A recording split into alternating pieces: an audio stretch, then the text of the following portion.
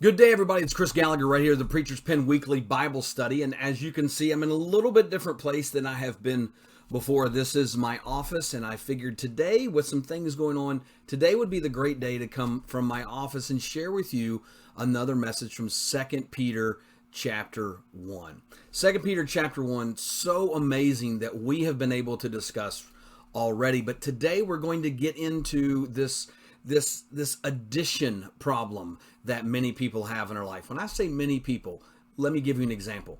Have you ever known somebody who's become a Christian? They've believed, they've gained faith, they've gained a lot of things in their life, but yet they never truly grew? Have you ever known somebody like that? There's many people in the Bible who do exactly that. And one of the things is Peter is encountering that in 2 Peter chapter 1, and he is going to share with them some very unique things that you need to add to your faith. Now, we've talked about faith before.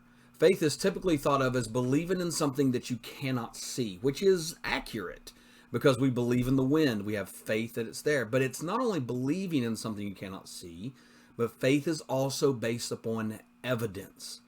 It's evidence that you have that exists. Let's take the wind. While we can't see the wind, we can see the effects of the wind, and we know that it's there. So we have faith in that. If I go out here in just a little bit and I start my car, I have faith that my car is going to start. Well, why? I can't see the starter. I can't see all the electrical components. I can't see the electrical current, but here's what I know. Based upon evidence, my car is going to start. Everything's running before. It has ran before. Lord willing, it's going to start and it's going to run again. So when we talk about faith, faith is more than belief in nothingness. Faith is belief based upon evidence. And on that evidence too, faith has to have some works with it. As we mentioned yesterday from James chapter 2, that faith without works is dead. So when we talk about coming to God, we're talking about coming to Him with our faith and growing in our faith. And be able to do that, Peter is going to add some things and encourage us to add some things to our faith. So if you are not in 2 Peter chapter 1, I encourage you to turn there, and I want you to remember this as well. He has talked about God has given us things that pertain to life and godliness, so that we, as people of value, can be able to have what he calls these very precious and great promises, because we're going to escape this world. We're going to escape the sinful desires of the world. Because there always is this constant battle that takes place between what we know we should do and what we really want to do. And it's the battle between the spiritual world and the fleshly world.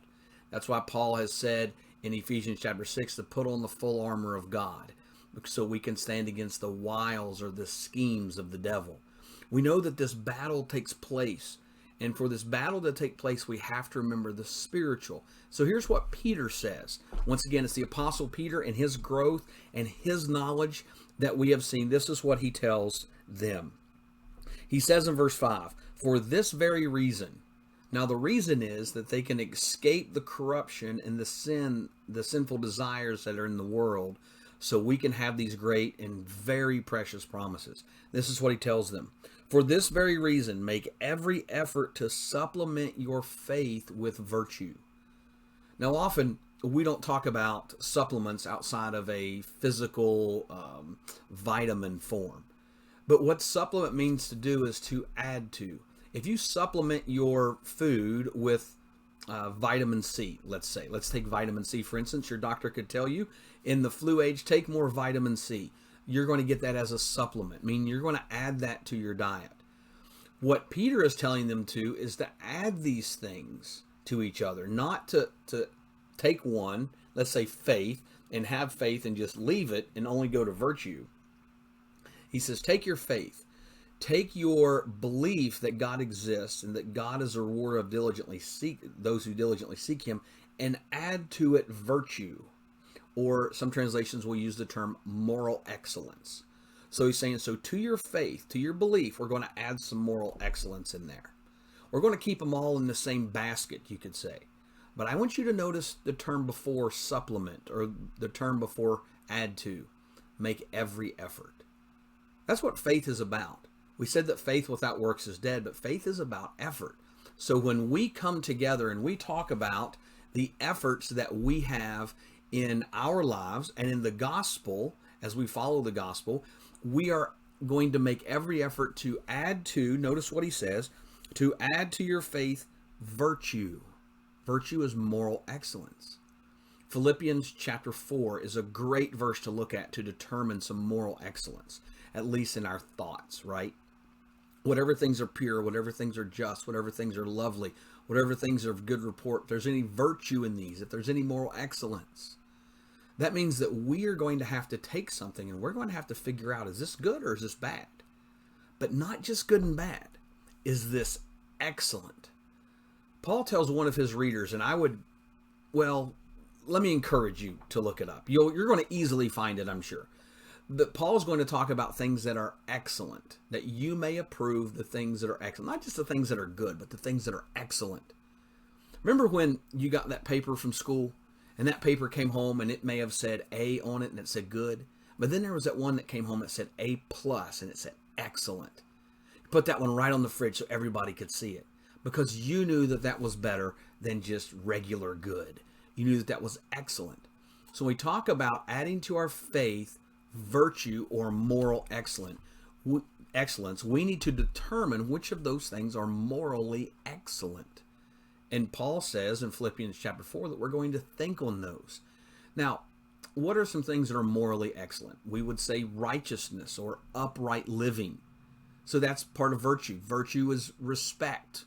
We would think of that as being morally excellent. We would think of any of what is termed to be Christian values.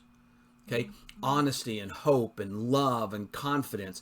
We would say those things are morally excellent. And we need to add those to our teaching. We need to add those to our life. But Peter says here to add those to your faith.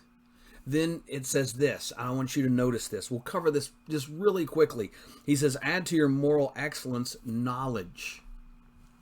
So when you think about moral excellence, then you start to add the knowledge to it. That knowledge component grows and grows bigger and bigger and bigger because you're adding all of this new education into your mind as you're seeking to follow Jesus.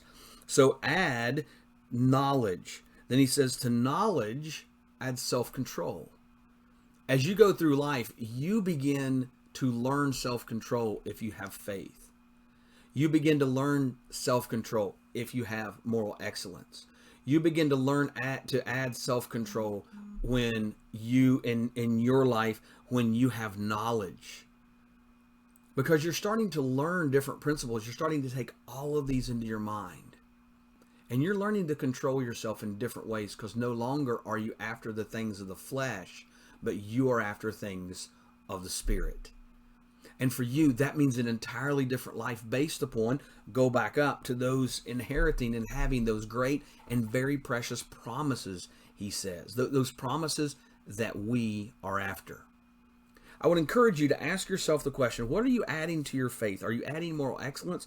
Are you adding knowledge? Are you adding self-control? Now, we're going to come back tomorrow and we're going to finish this list. And we're going to dive into this just a little bit more because of what he says. He says self-control, steadfastness, perseverance. Keep digging into your life. Keep the faith. Keep pressing on. To that perseverance, that steadfastness, you're going to add godliness. You're going to add these higher qualities of moral excellence. You're going to seek to the purity and the nature of God. You're going to be able to do that. You're going to be able to progress in a way that is really going to drive you forward. Then he says with godliness, brotherly affection. How do you care for the people around you? And with brotherly affection, he ends it up by saying love. But we're going to get into these a little bit more tomorrow. But I would encourage you, check us out, preacherspen.org. Follow us on social media. If there's anything that we can do to reach out to you and to help you, sign up for our newsletter list. That is at the beginning of our website. Follow us on YouTube, Rumble, all of those places. And as always, we hope that you have a blessed day, and we look forward to talking to you soon. Be blessed.